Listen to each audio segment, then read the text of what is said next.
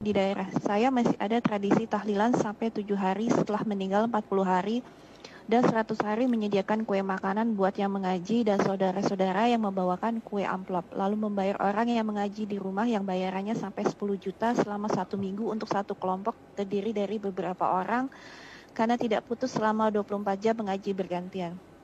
Sehingga yang saya dengar total biayanya bisa mencapai 40 jutaan Ustadz, dimulai dari pemakaman, membagikan amplop orang-orang menyolati sampai tahlilan 100 hari, membagikan buku Yasin dan besek makanan yang dikemas dengan wadah tempatnya baskom yang biasa ingin terlihat. Wah, jujur saya kaget dan memikirkan bagaimana mungkin setelah meninggal saya membebankan biaya yang jumlahnya tidak sedikit. Apakah memang harus seperti itu Ustadz? Bagaimana hukumnya? Jazakallahu khair. Barakallahu fikum. Ya jemaah, kita masih melihat tradisi-tradisi di masyarakat yang menjadi sebuah ibadah sebenarnya, bukan tradisi. Karena mereka melakukan itu dalam rangka mendekatkan diri kepada Allah Azza wa Jalla. Kalau ukhti bertanya, apakah seperti itu memang yang harus dilakukan? Sehingga ukhti ini berpikir, gimana kalau aku mati nanti? Harus menyediakan uang 40 juta atau 30 juta yang akan menjadi beban buat keluarganya. Apakah memang seperti itu yang diajarkan? Sehingga kalau nggak seperti itu, engkau nggak akan diampuni dosa-dosa. Ahibati fillah. Tadi kita udah bacakan hadisnya. Cukup disolatin. 40 orang yang solatin. Atau kurang dari 40 orang. 3 soft. Asalkan tuh orang-orang bertakwa. Orang-orang yang mentauhidkan Allah SWT. Insya Allah diampuni dosa-dosa. Nggak harus seperti yang tadi disebutkan. Apalagi memang Rasul SAW ketika meninggal dunia.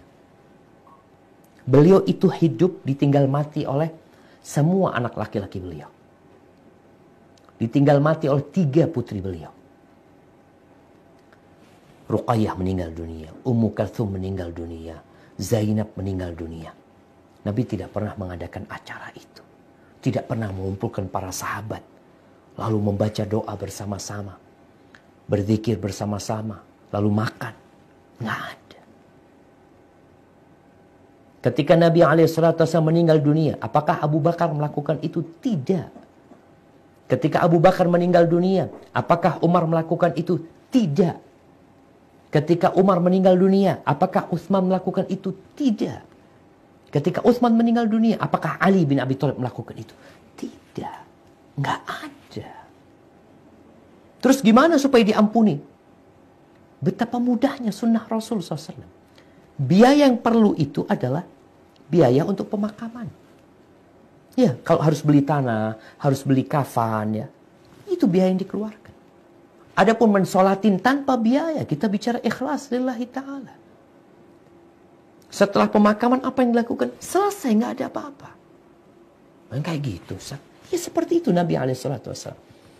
Jadi kalau ada yang mengatakan bahwasanya orang yang meninggal dunia yang tidak ditahlili umpamanya dikatakan seperti bangkai.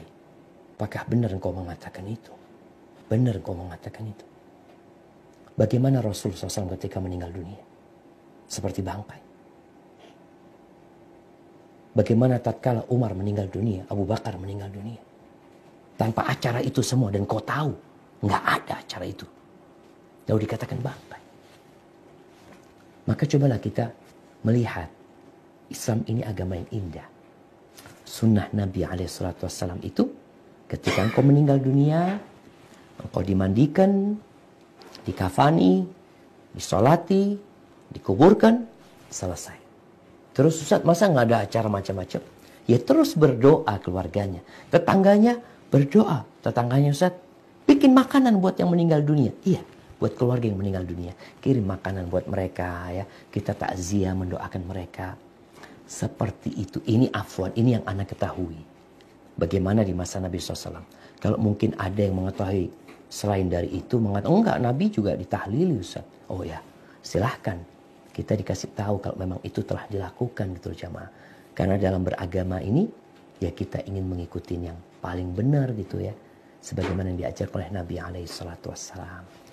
Hadza wallahu a'lam bishawab. Nah.